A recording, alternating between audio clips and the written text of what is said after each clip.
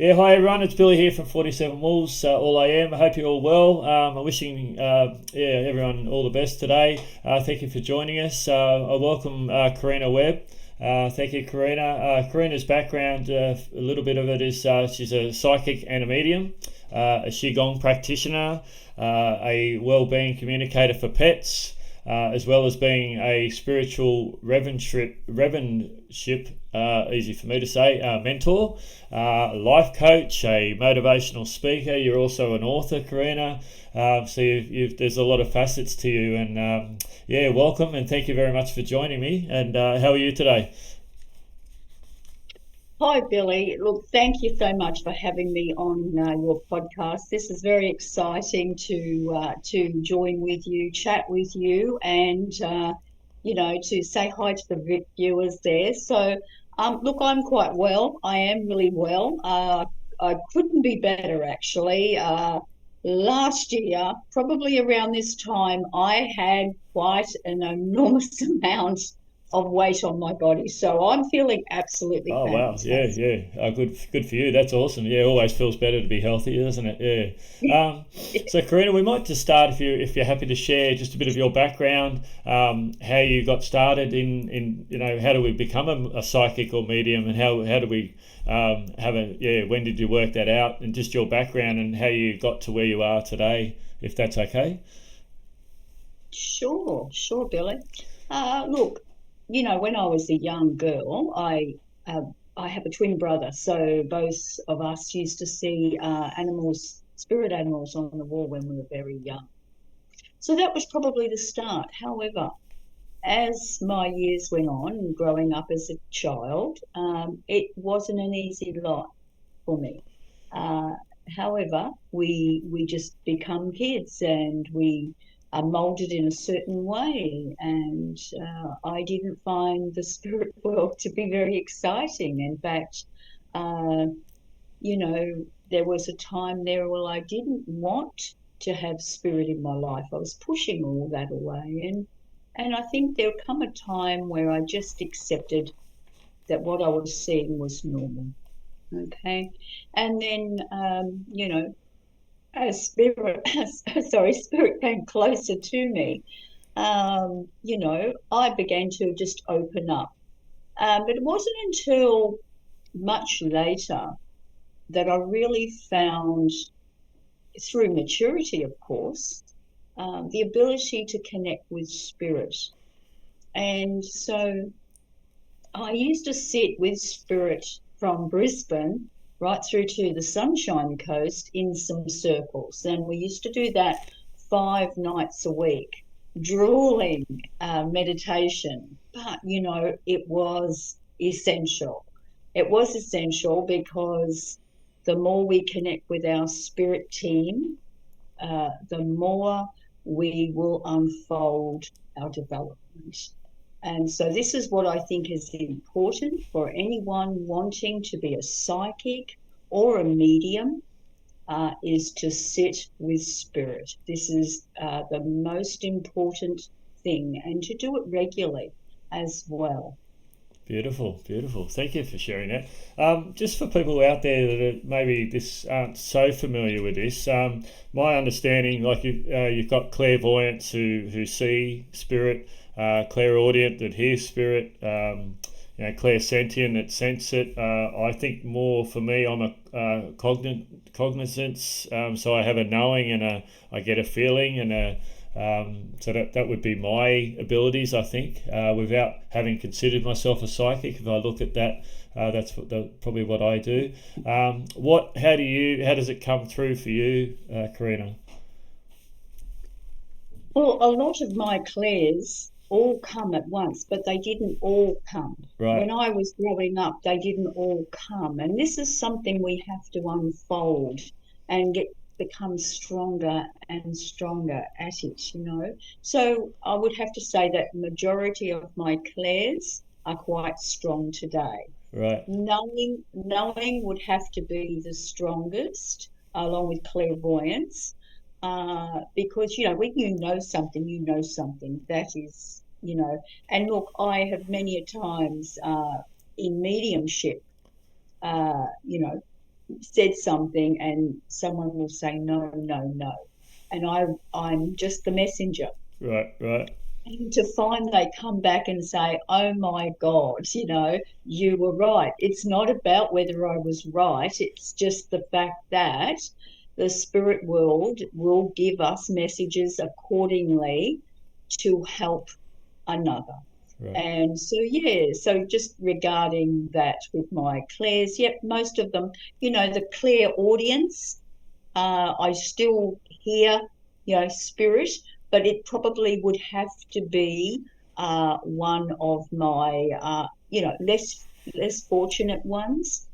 However, say, for example, a transition is going to take place. Oh yeah, I hear them very, very clearly. Right. When you're telling me someone is going to transition, So Wow, wow. yeah, So when we talk about mediumship, that's your role there, where you connect with spirits of loved ones that have passed over. How does that work for you, and when did you sort of work out that's what was coming through? well, it's probably it could be 24, 25 years ago now. I started at a spiritual church. Now, we must hone our skills in order for us to be the best that we can be, because there's no point in us doing one or two or maybe even three courses and saying, well, I'm a psychic now and I'm a medium now and I can do what I can do. We need to hone our skills. It's just like us honing any skill that we do here on earth. And so, for our spiritual abilities, we need to hone them to the best that we can. So, going back then, I started with healing first. Healing, and this is where Qi-gong came in. Okay. So, if we can heal ourselves, then we can begin to heal others. And so, I started that process, and then eventually I got into standing in front of many people. That was very frightening at the start, but you know what? You've got to start, and I began starting to do psychic readings, and then from psychic readings, I then worked my way up to doing mediumship readings. What I have noticed today is many souls, they do have the ability to be psychic and they have the ability to have some mediumship skills there. My only concern is that they need to find a balance here of one or the other. So if someone is, say, doing psychic readings and they go up into mediumship, then they should stay there. Right. Or if they're giving a psychic reading, they should stay psychic. If they're doing mediumship readings, they should stay in the mediumship connection. And what I do see is a lot of up and down, and this is very confusing, not only for their own development, because they're not staying in what we know as the power, but it's confusing the client that they're with, or the audience member that they're with, because they're going, hang on a minute, what's going on here? You're talking to my mother, or whatever, and then you're talking about something else. So it's that's something you learn when you go to congregations, which is spiritual churches, and you learn that from a very good source, and that's usually your reverend. He or she has to be spiritually connected and clairvoyant to know what's happening. And once they know they can help you, they have circles. A lot of churches have circles where you can develop yourself, as well. Oh, very good. I have actually, being up on the Sunshine Coast, the Glasshouse Mountains myself, I have actually seen signs with spiritual churches. and it has got me curious, but I haven't sort of gone down that path of actually putting myself out there and joining one or going and seeing one at the moment. But having talked off air with you, it's quite valuable if someone wants to and or feels like they've got some skills or interest at least.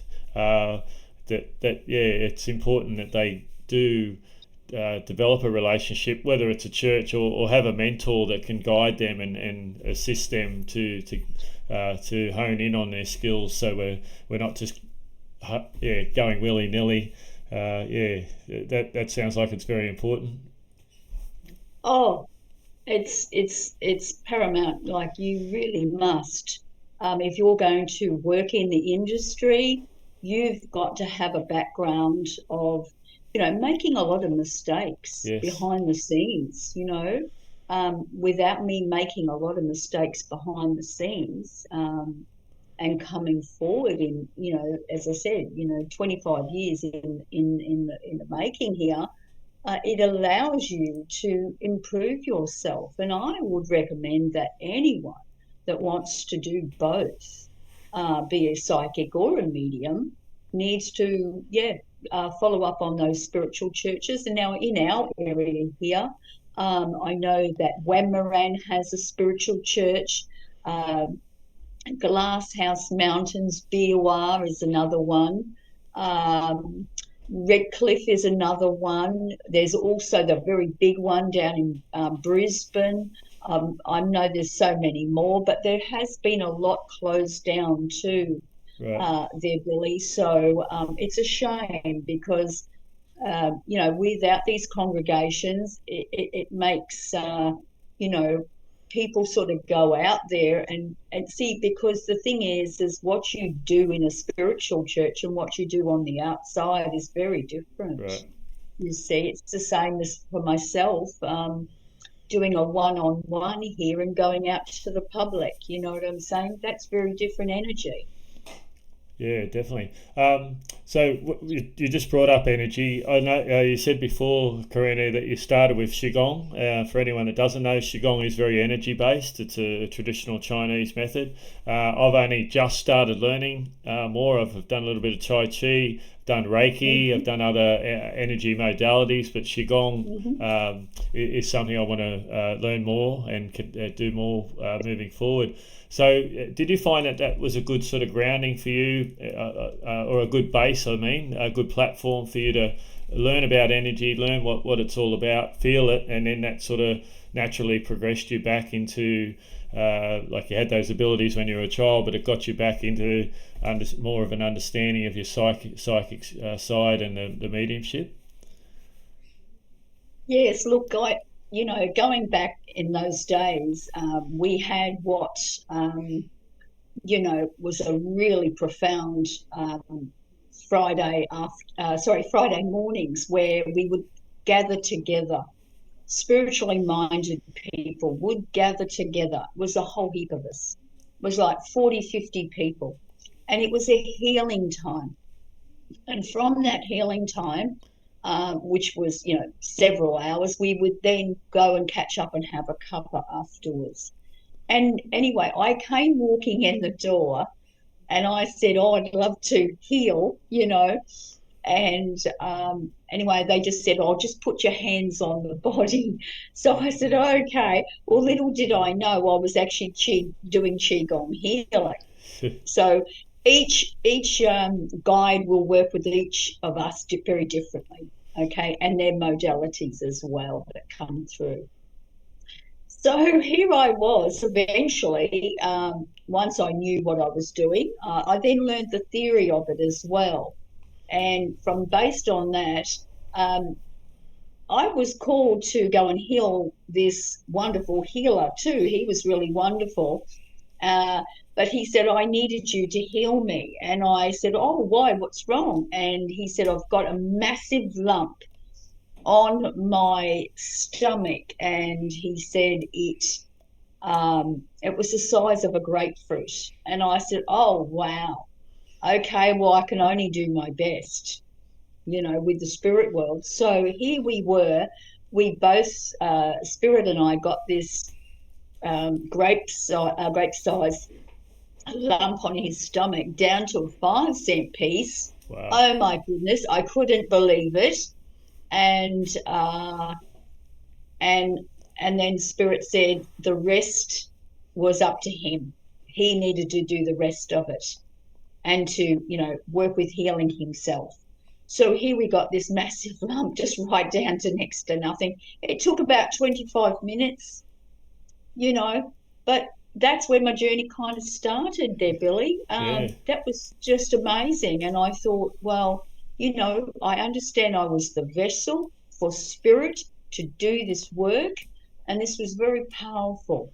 And to be able to help someone was just amazing. Wow, that's a really profound, tangible experience that you went through, Karina, to physically see that growth decrease down to that level and so fast. Wow, yeah.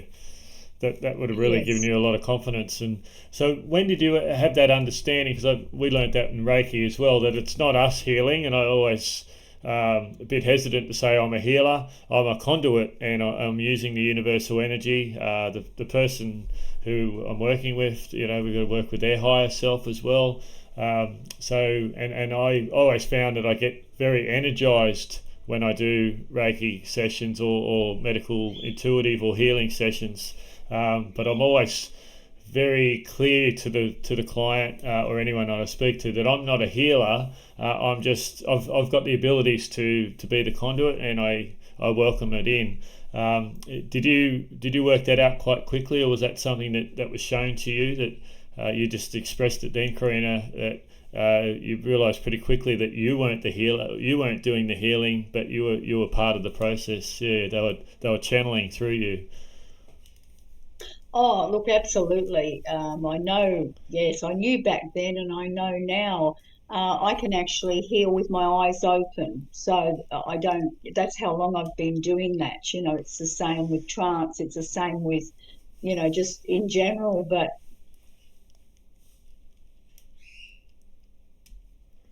yes, you just, spirit world is here.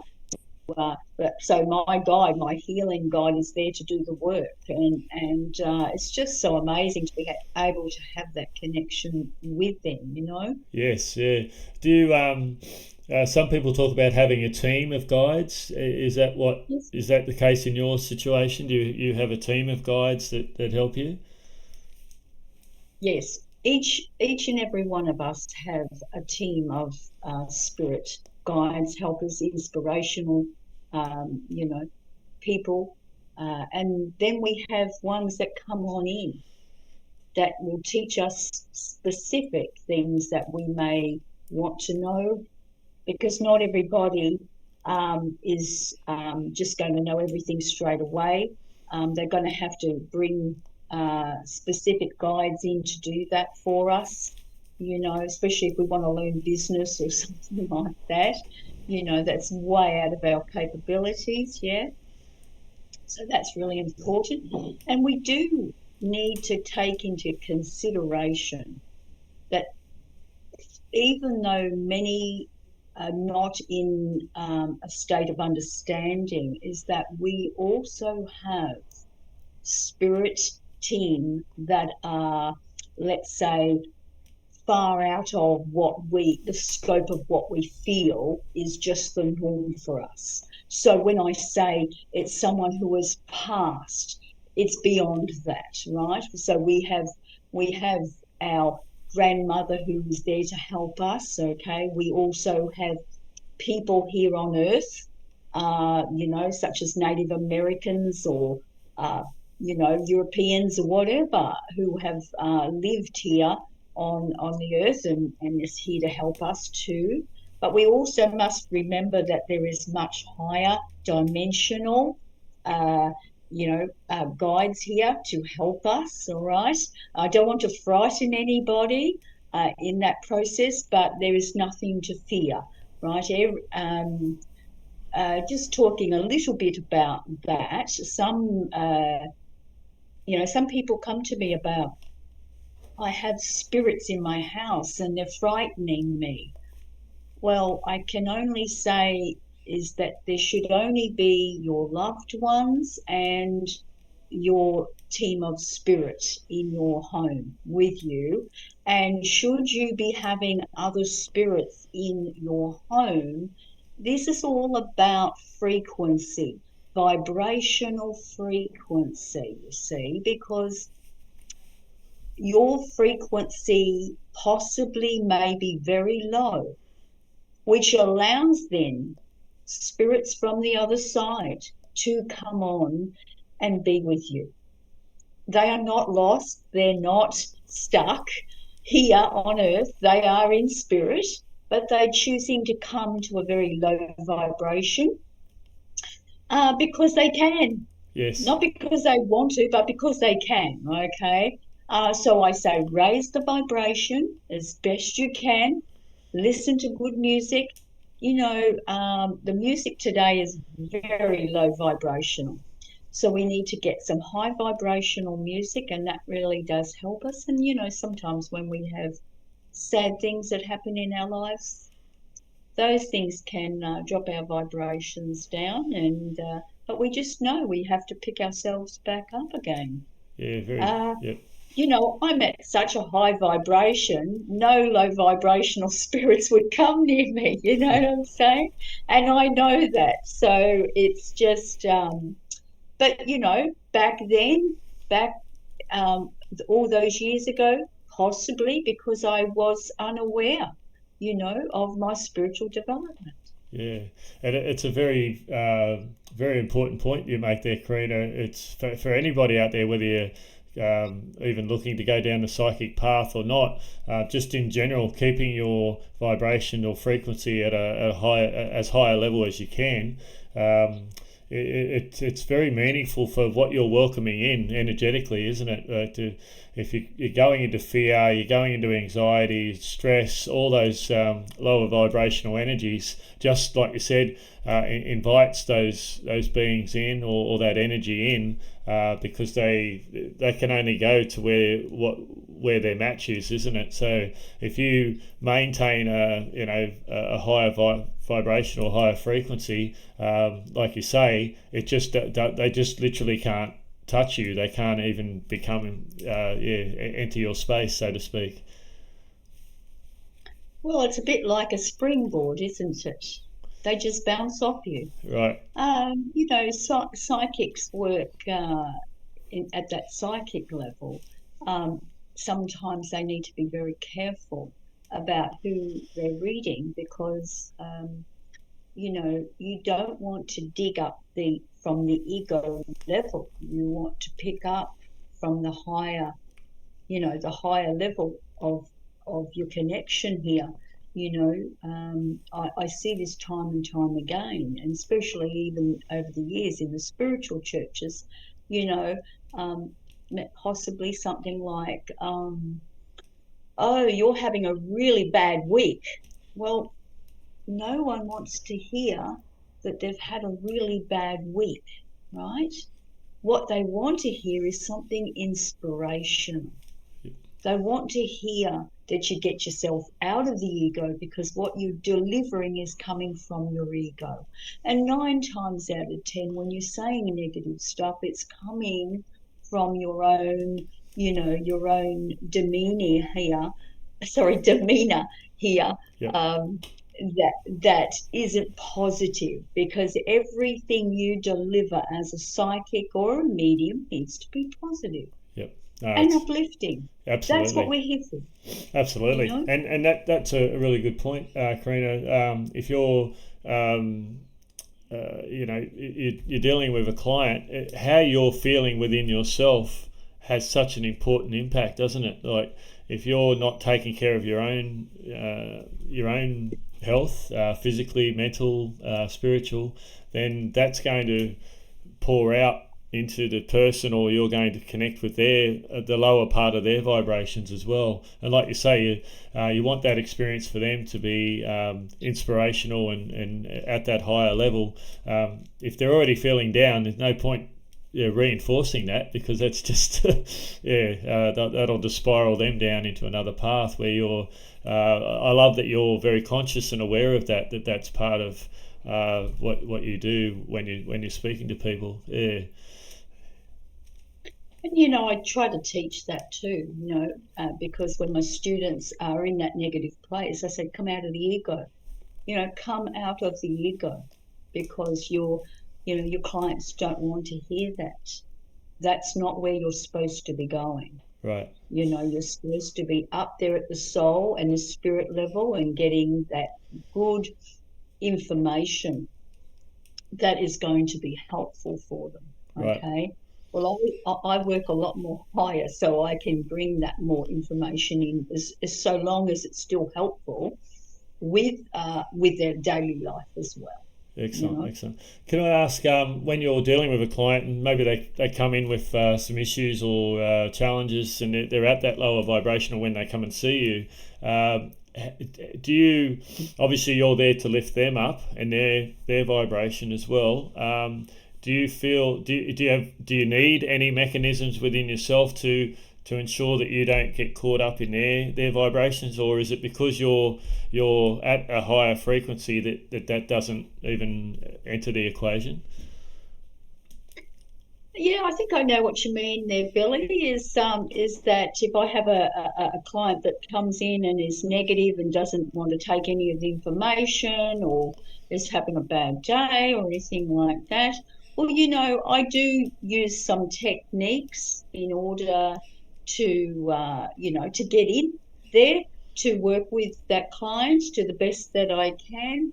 And if I find, look, it's only ever been three clients in my lifetime where I've said, look, I'm sorry, maybe I'm not the psychic for you to work with. And you might need to find another one, and I will, refund you your money, because there's no point in trying to, pull teeth if it's just not going to work. So, in a nutshell, my job is really just to try and, help everybody. But look, at the end of the day, once you start talking to people, they really are, they might be in that starting point of that, but they eventually will come away from that place of energy, possibly because they're hearing something they feel is resonating with them, or that they know you're there generally to heal them and help them, through the words that you speak. Right, yep. Can I ask, and you can go into as much or little detail as you like, obviously not trying to disclose any one particular client, but can you share what people are coming to see you for? Like, what is there a general? Obviously, everyone's different, but when they come and see you, Karina, what's their motivation? What are they? What are they telling you that they're coming to see you for? Or what are they? Obviously, healing, but or connecting with their loved ones. Yeah. Oh, look, it can be a numerous amount of things. It could be that they're stuck in their life, in a way of moving forward, and they don't know how to move forward. They don't know where to go from here, or relationships, who's coming in my life, or I've got this person and I don't know which one to choose. It could be that they're just having overall anxiety about life in general. And that's more, in the mentoring as well, for me to help them with that.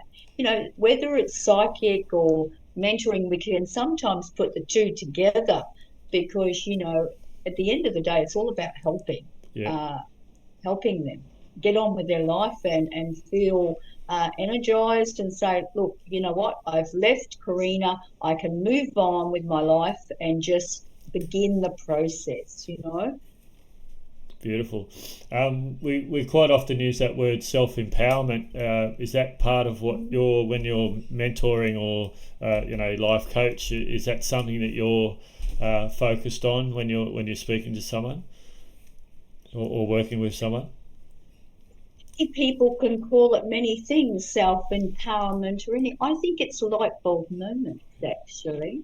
Right. It's the light bulb moments, because I see a switch in the client's energy.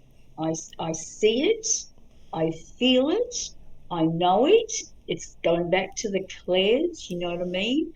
And once you know the shift has taken place, and sometimes they will come back and see me again, and I go, oh my gosh, you've had a massive shift since I last spoke to you.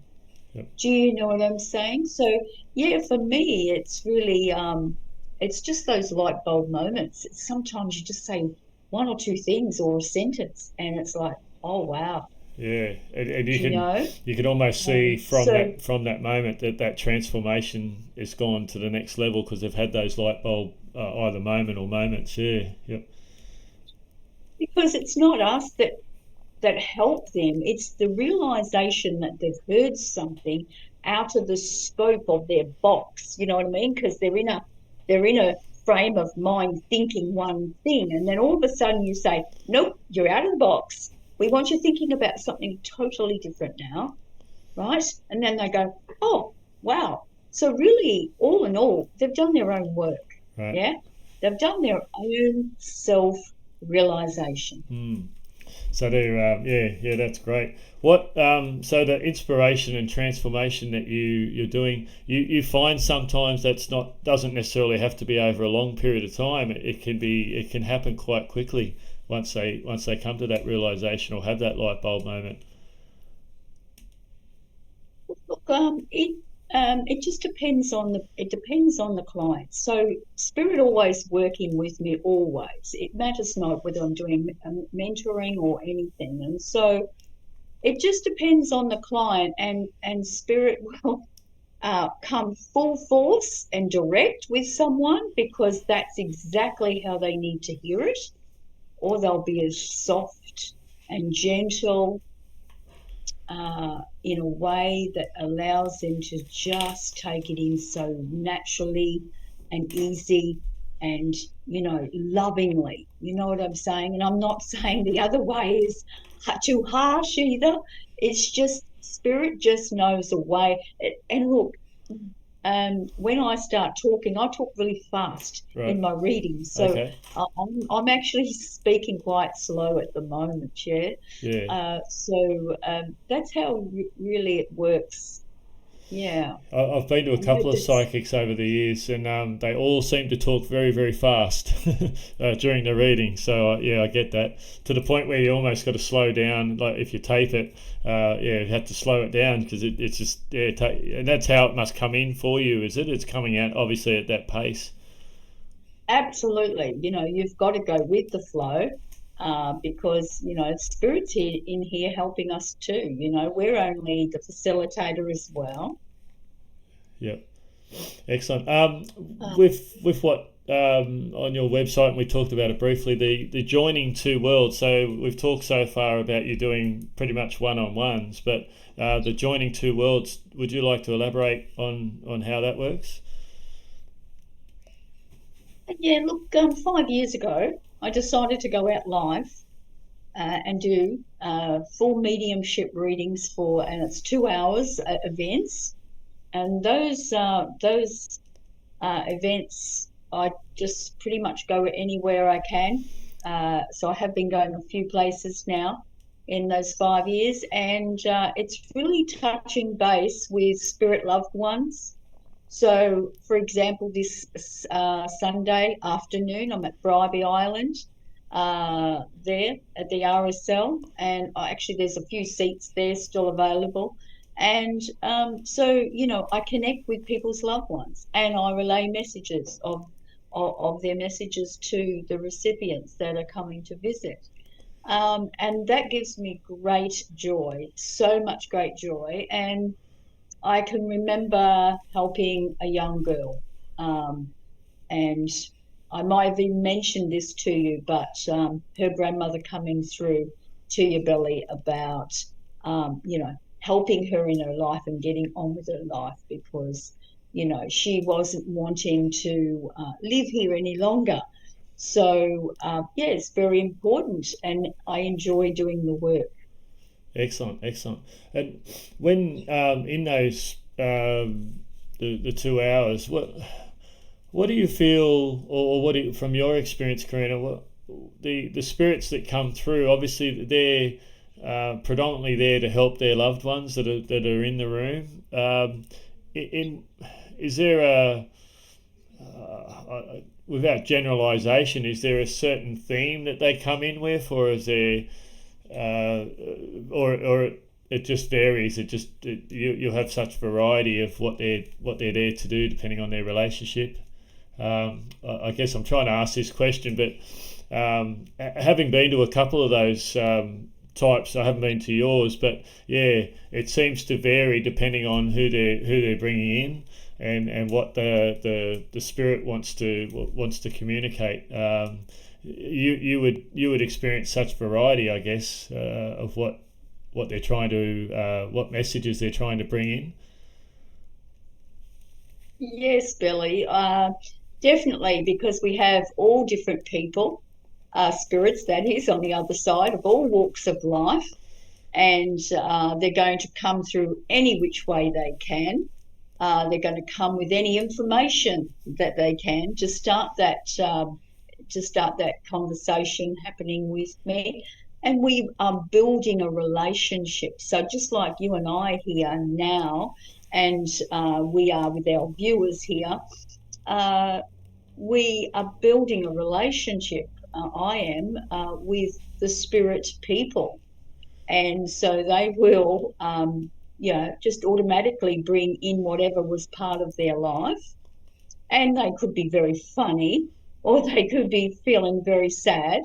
But 9 times out of 10, the sadness is really just them feeling that they love their, tremendous amount of love, the Right. love that's coming forward. I feel a lot of love that comes forward from spirit, So which is beautiful. excellent, and their personalities very much come through. Oh, yes, most definitely. Right. Yes. How do you feel when the spirit comes through? How do you connect that? And I'm not sure of your audience sizes, but how do you connect that to, or know who they're trying to communicate with, if that makes sense? Well, years ago, when I was in a spiritual church, spiritual churches, and I still go to the spiritual churches from time to time to do some mediumship. So if anyone wants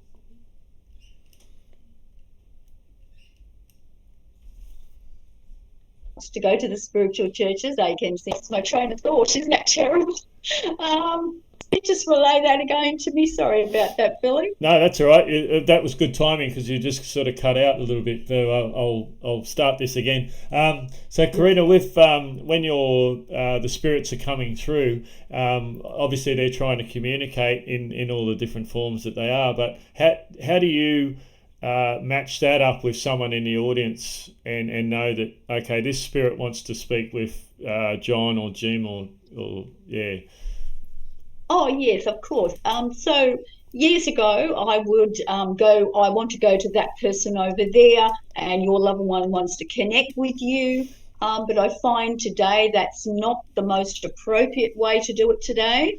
Okay, only because there's so many more people that we have out in the audience, and everyone may have a mick, and everyone may have a mick that dresses with shorts and a t-shirt. You know what I'm saying? It's Yes. just, and not only that, you can get lost in the energy as a medium. Like, you might be saying, I need to go to this lady, but you might actually be needing to go to the lady over the back of her and to the side of her. See, so you get all lost. And so the most appropriate way to read in mediumship is to bring that spirit to you, right? So it is the art of the power of blending with that spirit, and that spirit is to give you as much information, and that's why we say it's the bonding of that relationship. I want to get to know that relationship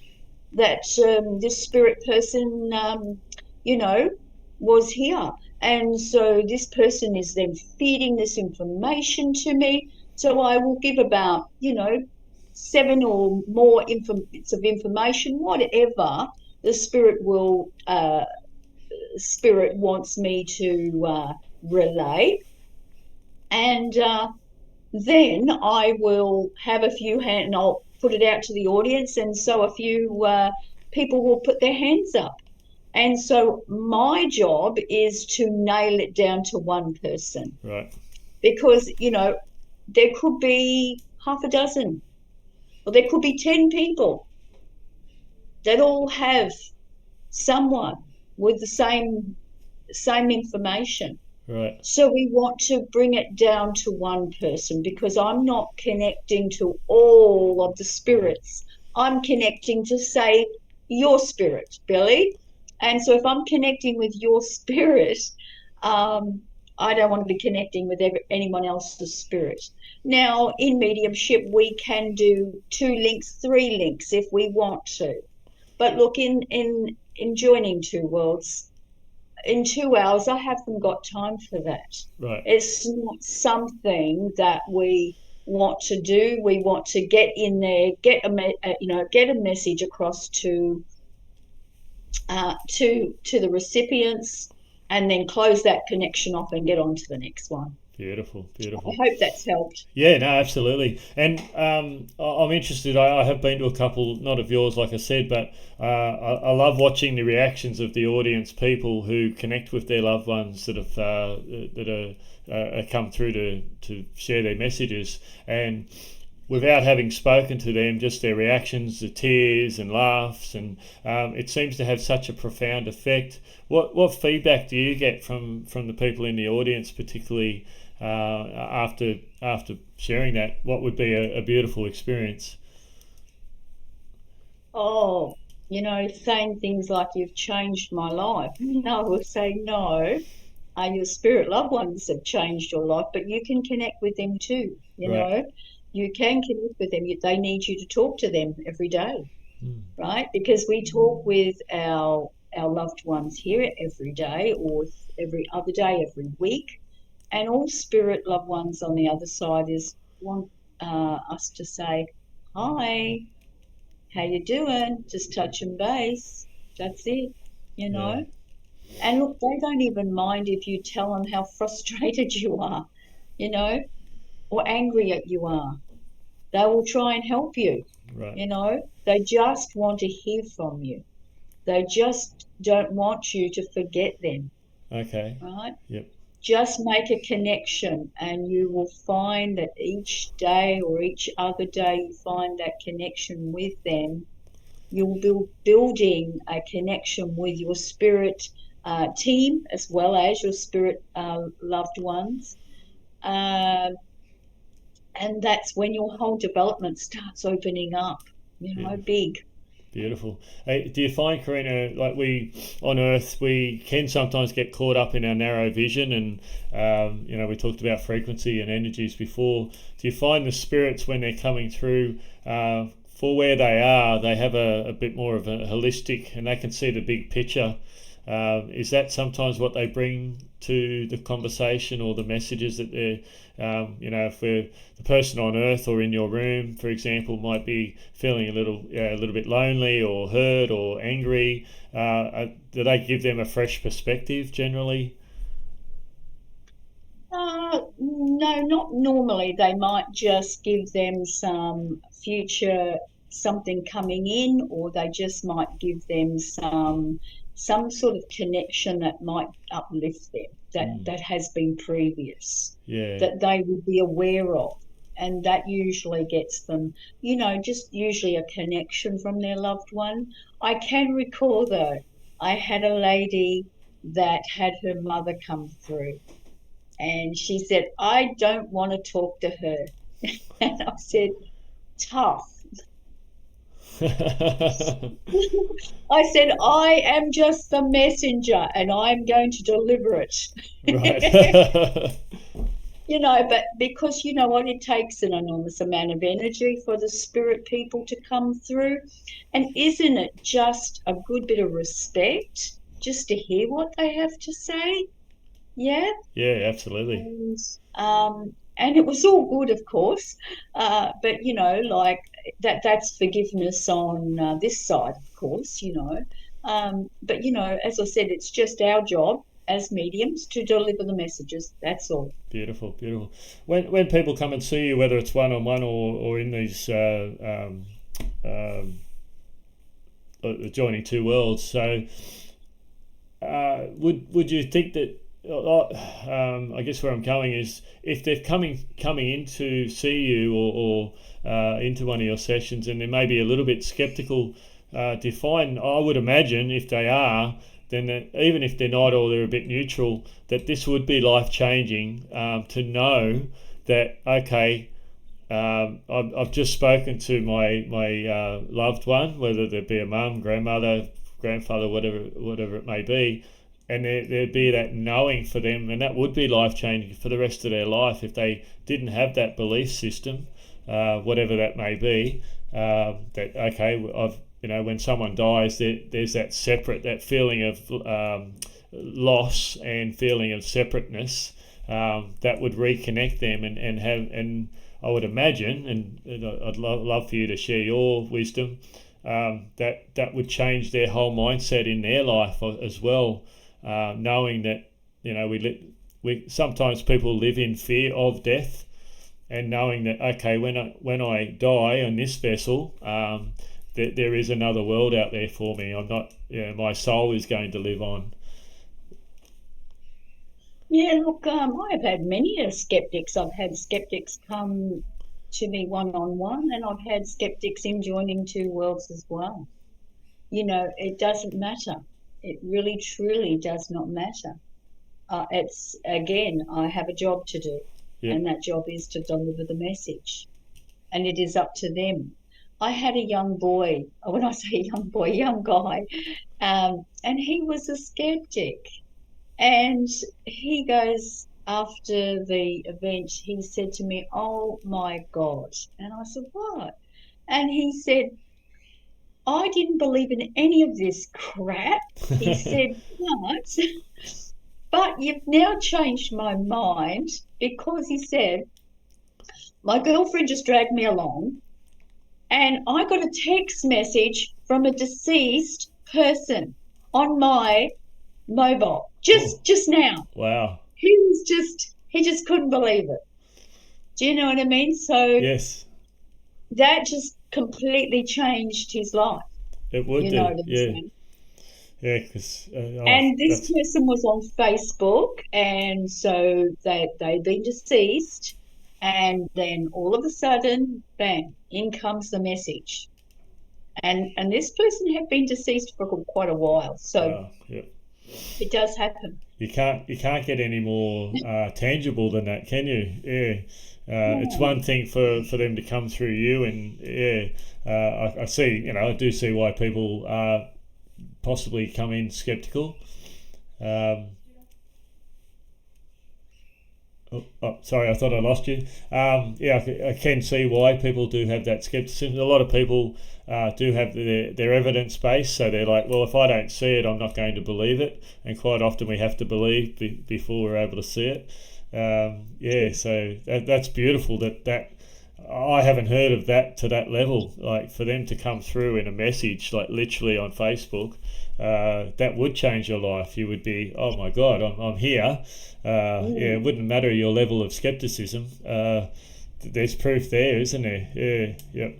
Yeah, look, joining two worlds, I have had on many occasions spirit coming forward with physical phenomena, and that is where they make something physically happen because they have to. They can't do it spiritually, and so there's been many things that have taken place. And one lady I can recall her saying, "Oh my goodness, my mum called my name." It's just very exciting. It gives you chills. It's Yes, lovely. yeah, yeah. I've heard of people. Yeah, they might a smell might come to them that a perfume or a flower or yeah, and yeah, so that I guess physical can mean all sorts of things, but yeah, it's just amazing when how the spirit can communicate.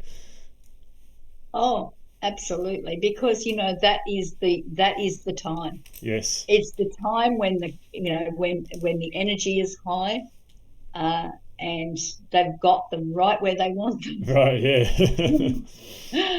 Yeah. They're not busy. They're sitting. Yeah. So yeah. Yeah. So you've mentioned a few times practice, Karina. If someone's wanting to develop their abilities, is that something that you help with? Oh, look, I have done, some courses, to help people. But I do think I haven't, the only course that I have at the moment, well, I'm going to get started, is the self-discovery for next month, which is about more on the weight loss side of things. Right. But, as I said, it just depends. Sometimes, a mentoring session can just get them in the right frame of mind and giving them some information on where they can go, because sometimes just one session can get them just having a good perspective of what they need to do. And as I said to you earlier in the piece there, going to congregations and being with like-minded spiritualists, there's also what do they call them? Spirit. I was going to say fairs. Spiritual fairs and expos. Be in that type of energy. Be, where everything is going. It's just exciting. That really does help open you up to the best that you can be. Absolutely. Yeah, I always know whenever I go to an expo of any type, or I'm in a couple of groups and very spiritual people, and the level of energy just compounds. So there might be 10 or 20 people there, but the love and the safe space that we create for each other, the energy levels, you always walk away going, oh. And we often talk about it in one particular group, to then be able to take that energy that we all walk away with out to our everyday lives. So not let that go, like that feeling, and keeping those energies and frequencies up as much as you can. On a life happens, and we all have our challenges and our days where things don't go quite the way we'd like them to. But if you have that understanding and that awareness, that euphoric feeling when you are with people of like-minded, like-hearted, and the energies just lift up, don't they? So yes, and it's interesting. Spirits just brought something to my attention, and I do this sometimes too. Is that if you see someone down the street, and I remember hearing a young fella cursing and everything, not really in a really good place. And this is where it's up to us as healers to say to the spirit world, can you please heal this beautiful soul today? And really does not take much for us to do that. And it then helps them on their way as well, because spirit will come in and intervene in their life and help them. Yeah. Beautiful. Yeah. I love that. I love that you're always looking at that. I was going to ask you before. Do you have the ability? I guess, and I've heard some people talk about this, whether they have to switch it off because the spirits are constantly trying to get through. Have you had that sort of challenge, or is that something that you deal with?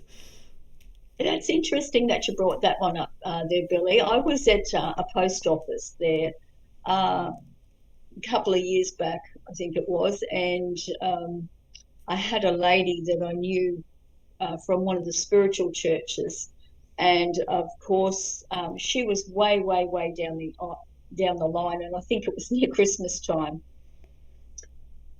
and I didn't really want to speak to her anyway, because only for the reasons that it was too long further distance. But anyway, she yells out, "Hey, Karina, can you give me a reading?" And I just had two choices.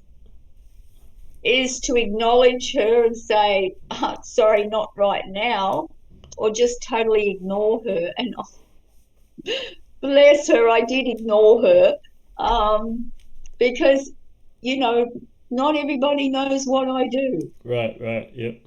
And then I have to think about, well, possibly that might have been disrespectful from her part as well. Yes. And she needs to learn her boundaries, and this is why things come in, right? For each of us to learn through our experiences. And so, yes, I did just ignore her because number one, I wasn't going to give her a reading, and number two, I wasn't going to yell back out No, to her. not in that environment. Like you said, the respect for what you do. Yeah, come and see Yeah. you privately, or yeah, yep. But as far as my spiritual abilities and being open, I like there is a very fine line. So, uh, number one, people don't ask you to read them. So why do you go out of your way to read somebody when they didn't ask for it, Right. right? Yep. That's the way I kind of look at it. Yes. Um, you know, it's again, that is really coming over a boundary line that is very disrespectful. And I see this time and time again where, even spiritualists, they talk to each other and go, oh, blah, blah, blah, blah, and, there has to be a bit of a fine line, I think, Yeah. No, that makes sense. I mean, especially, you're not going to knock on someone's door, or not even do that. Just walk straight into someone's house, are you? So, yeah, it's that respect and no, boundaries. So, yeah, I would imagine that even though it's not physical, it's not a physical boundary, but there would be still boundaries there mm. for you. Yep. Yeah. And that must And be. only that we don't, yeah, sorry, go No, on. no, you're right. I was just going to ask: is that challenging for you at times where you do have something come through to someone that you don't might not know, or you see in the street? Do you feel compelled to go and talk to them at times, or you go no? Yeah. How does that? Um, I just, if any information was coming through that strongly, um, I wouldn't give the information out. It's not my place to do that, Right. I Yep. seriously, again, have to have discipline.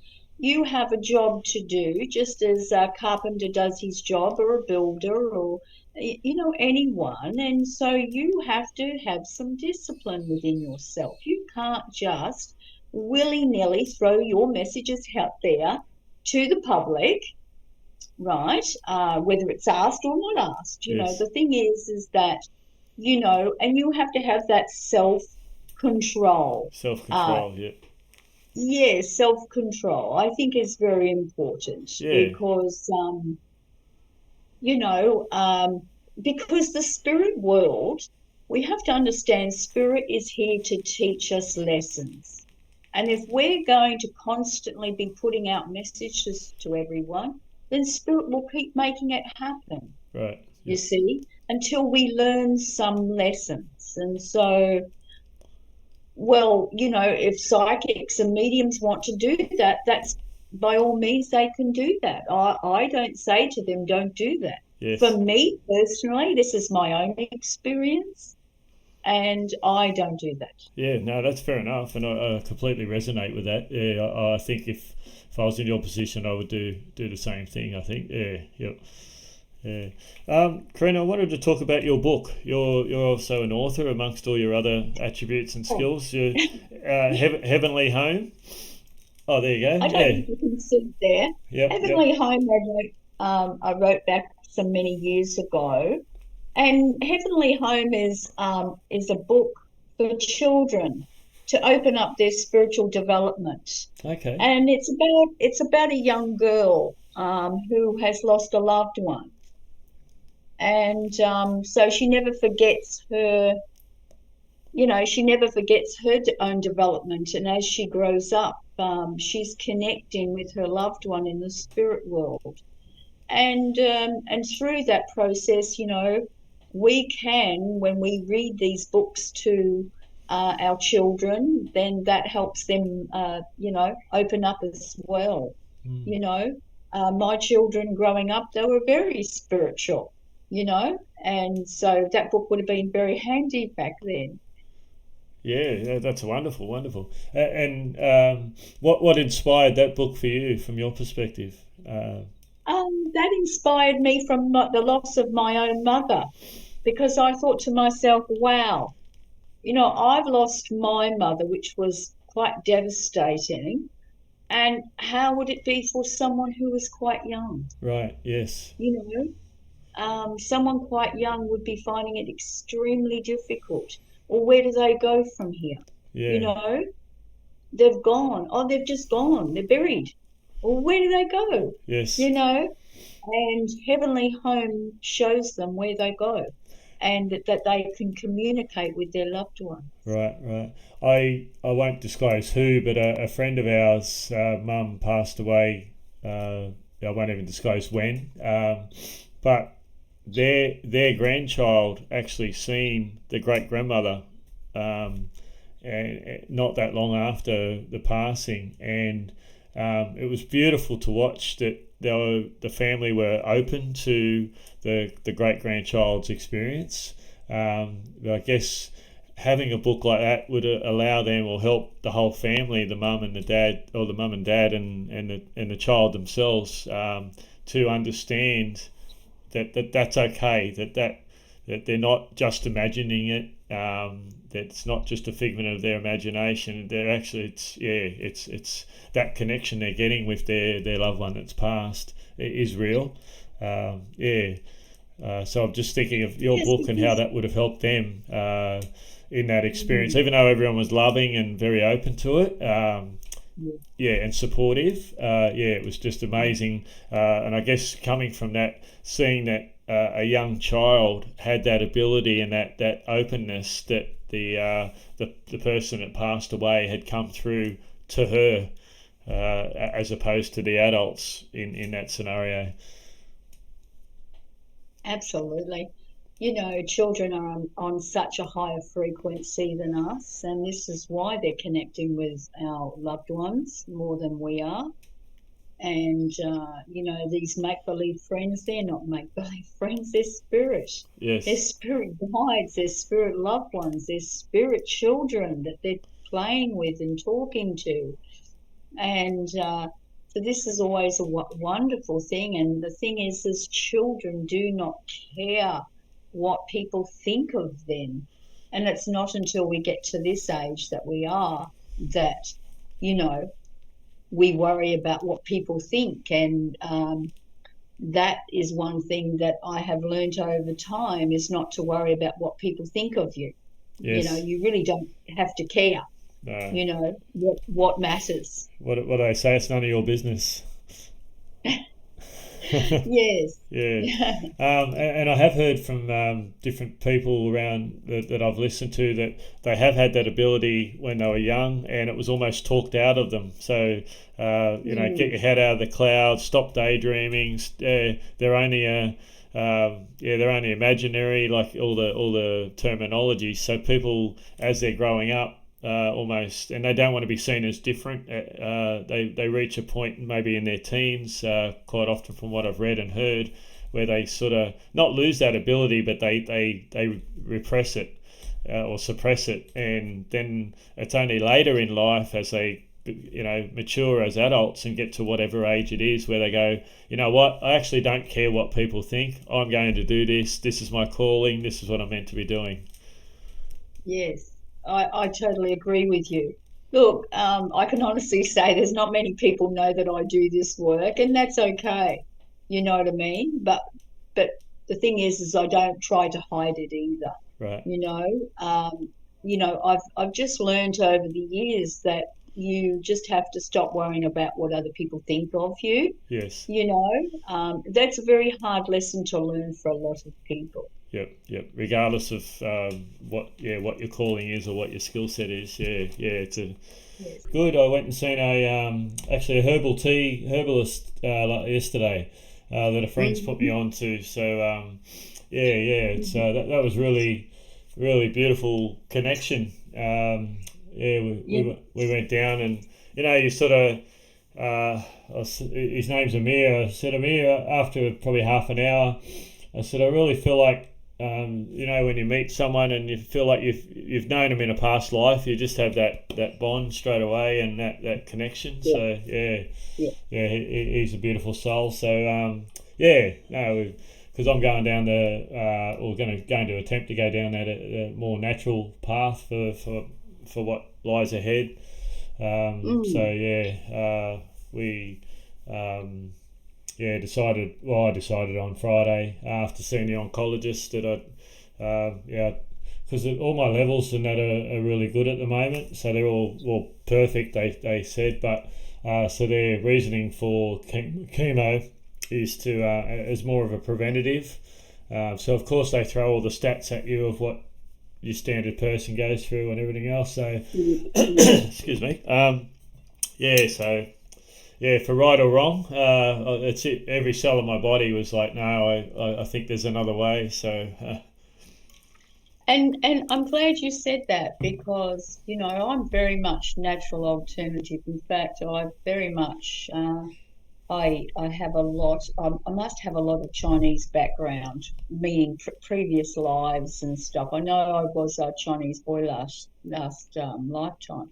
However, just that natural alternative for me has been really, helpful for me along the path. But I just want to touch base with a neighbour. When I say a neighbour, he's more because we've known him for years, but he's up the top of the street, and just because we've been here 30 something odd years, oh so wow, there yeah, wasn't yeah, many houses back then. So now he would probably be in his 70s, and he had cancer, and the doctors told him that he didn't have long to live. Well, surprising, he has a Japanese wife, right, and the okay, Japanese wife took him to a place to get him well again, and he went through this massive moment where he had uh, herbs and everything to get rid of the cancer out of the body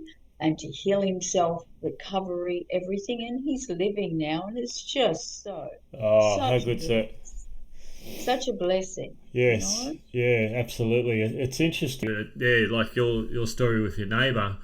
Thankfully, he's got his wife who probably has steered him in that direction, which is beautiful. Yeah, and I found emotionally, spiritually, if you're not connected to all four.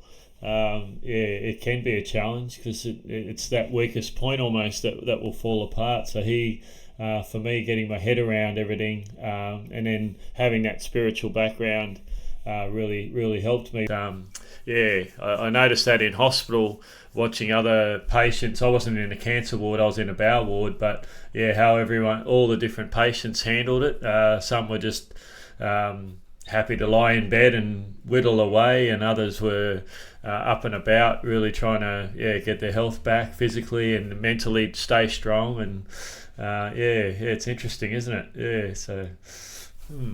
Oh, yes, I totally agree. And look, it just depends on how one deals with their pain, really. Yes, yeah, And some are not going to,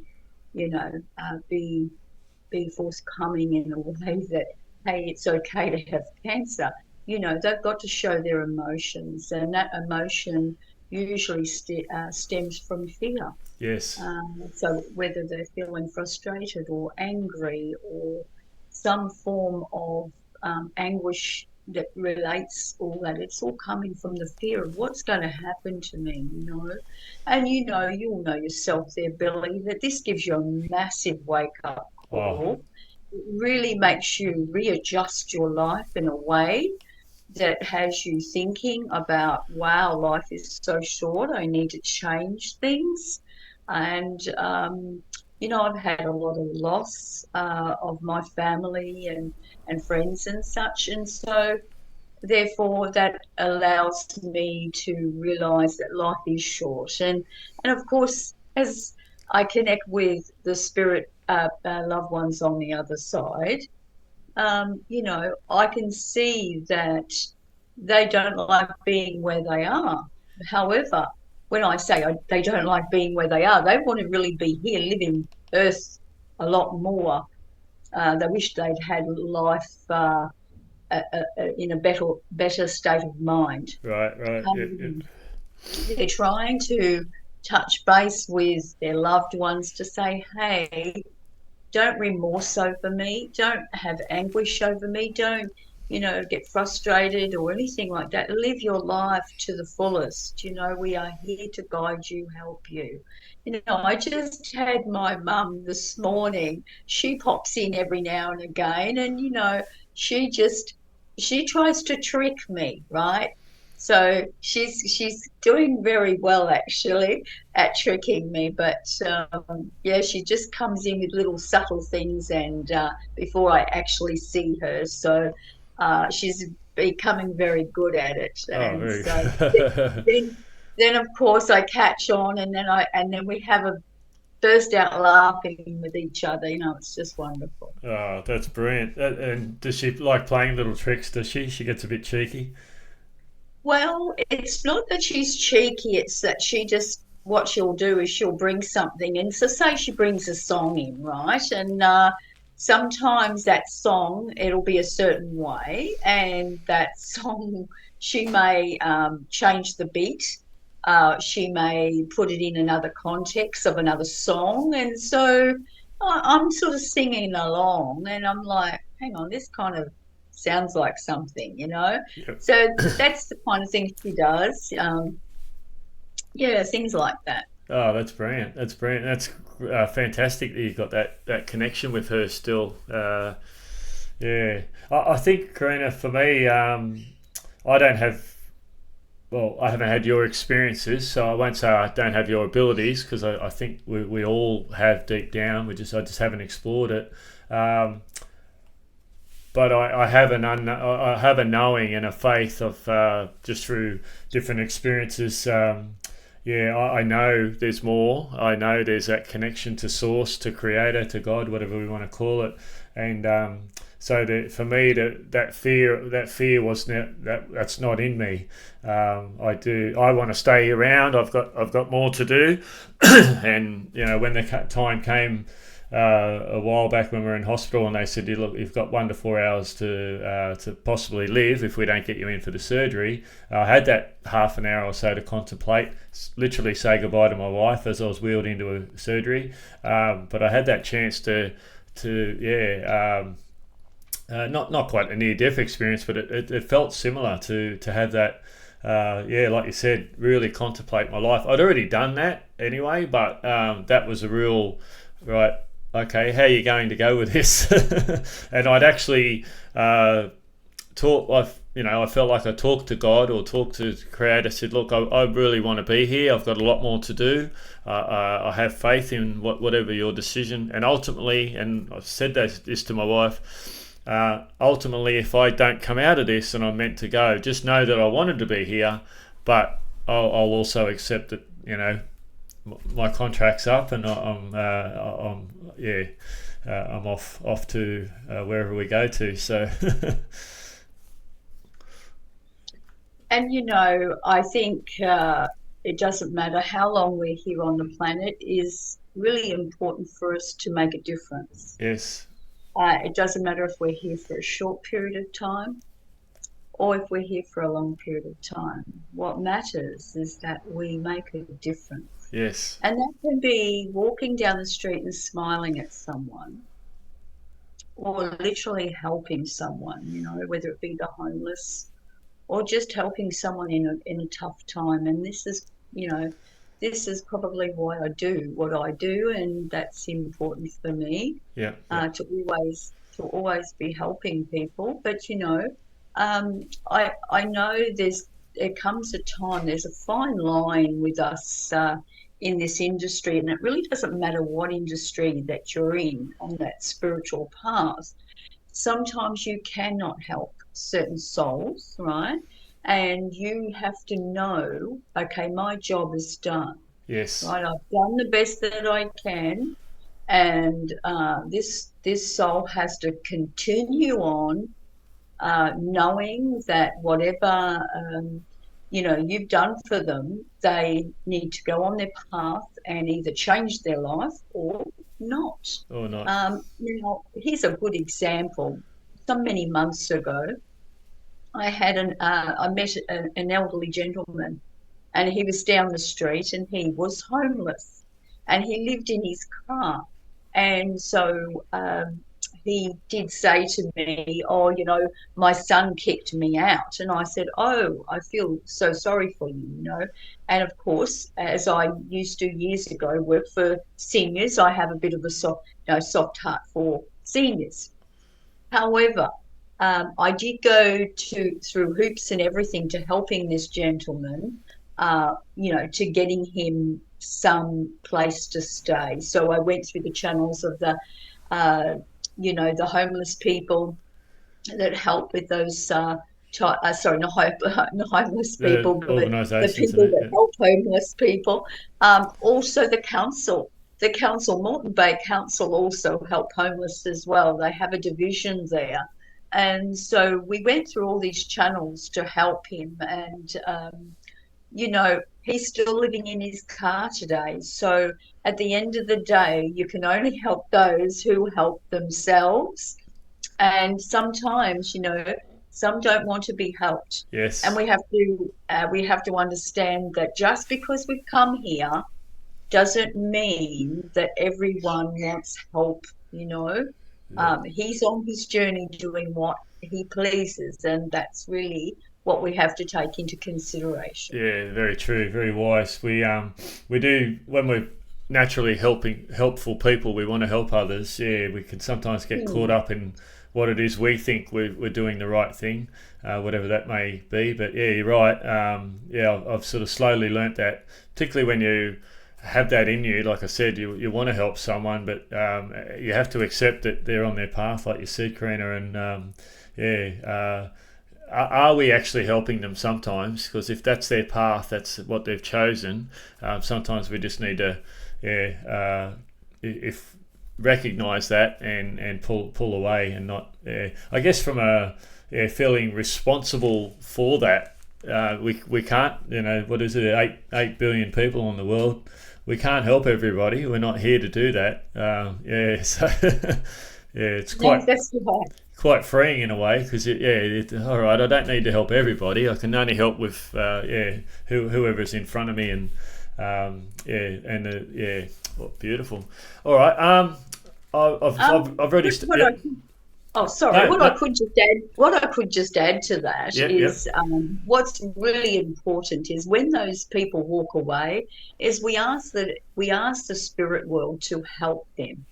Okay, in whatever way that they can, because then our job is done. We can wipe our hands, Yes.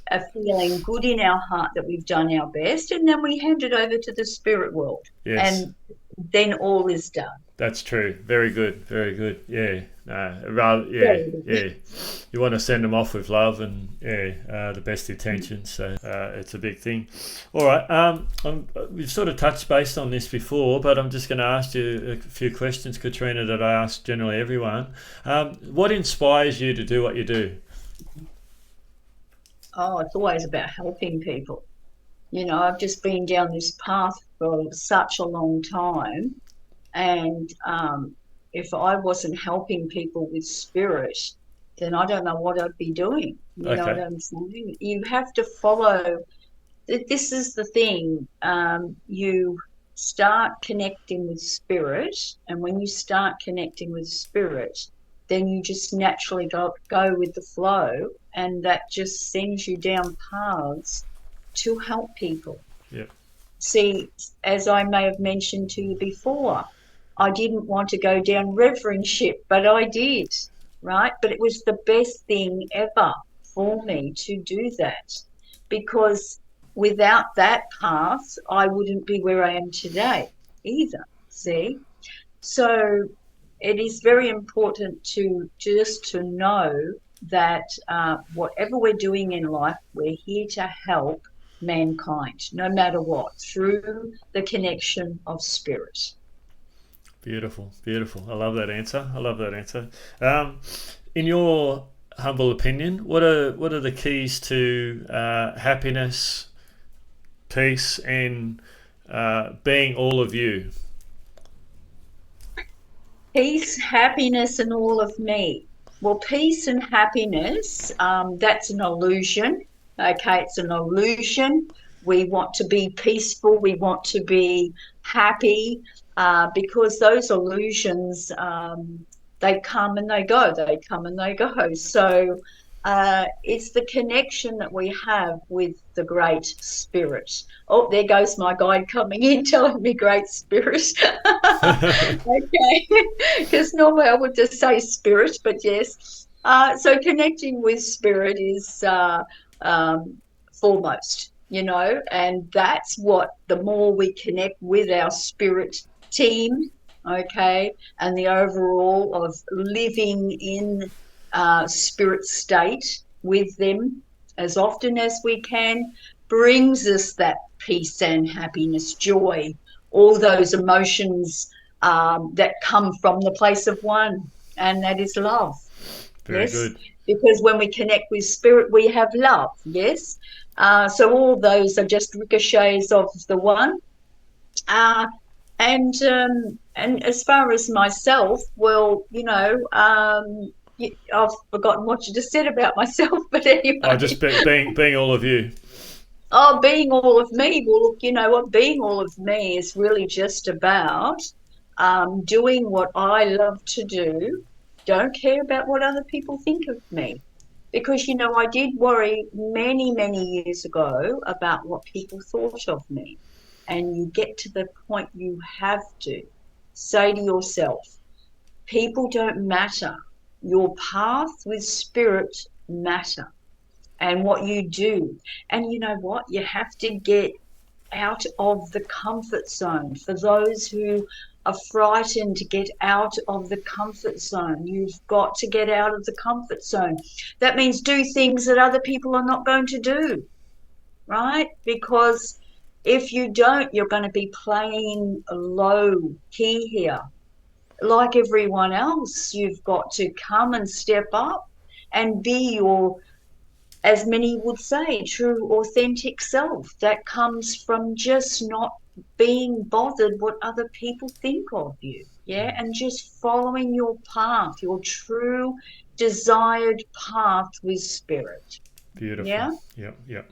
I love that, and it's very, very true, very wise. That resonates with me very strongly. The podcast, obviously, 47 Walls. The All I Am is you're the epitome of what that's about, and that's those words of wisdom that you just shared so beautifully, Karina.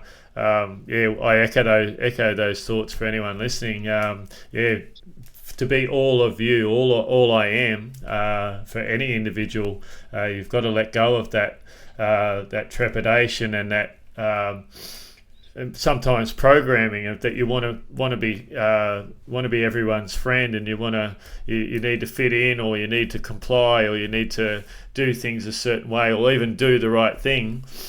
Just do what makes your heart sing. Do what's true to you, regardless of what it is, and everything will work out. You're not hurting anyone. You're not harming anyone. You're just being your authentic, and the word authentic is very, very true.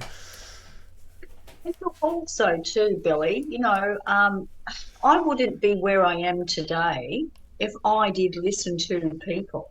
So people said to me, "Oh, you shouldn't stand up there and, be a psychic. You shouldn't stand up there and be a medium. You shouldn't go out and do joining two worlds. You're not a good enough medium." Those sorts of things. If we listen to people, and I'm sure your viewers can relate to this too, in their own field, people telling them that they're not good enough. They don't say it directly to them, but they say it in a way that makes them feel, oh, or possibly I shouldn't do it. Mm. And all I want to say is just do it. Just do it. Okay? Don't worry about what other people think. Just do it. Beautiful. Okay? Thank you very much for sharing that. And I guess last Awesome. question, Karina, where do people find you online? Okay, well, I have social media, Facebook, Karina Webb Medium there, a page there if they want to follow me on that. Or they can go to my website, karinawebb.com.au, and you'll see everything there about me and what I've done and the services and everything like that. I'm on Instagram as well. Not that Beautiful. I get on there much, Yep. Uh, but yeah. Oh, excellent. I'll share all those links for when I publish this. So anyone wanting to contact you or learn more about you, they'll have access to that. So thank you for sharing that. Well, thank you so Thank much, you. Karina, for coming on and sharing your heart, your backstory, your experiences, your wisdom. It is a bit of a different subject for some people, but hopefully they've learned a lot about what it is that you do and like you, all the things that you've shared today. So thank you very much. Oh, look, it is absolute pleasure, Billy, to be here, and thank you so much for this opportunity. With much gratitude uh, uh, for us to connect. It's absolutely wonderful, Oh, thank just you. wonderful. So thank you. Oh, you're very welcome. All right.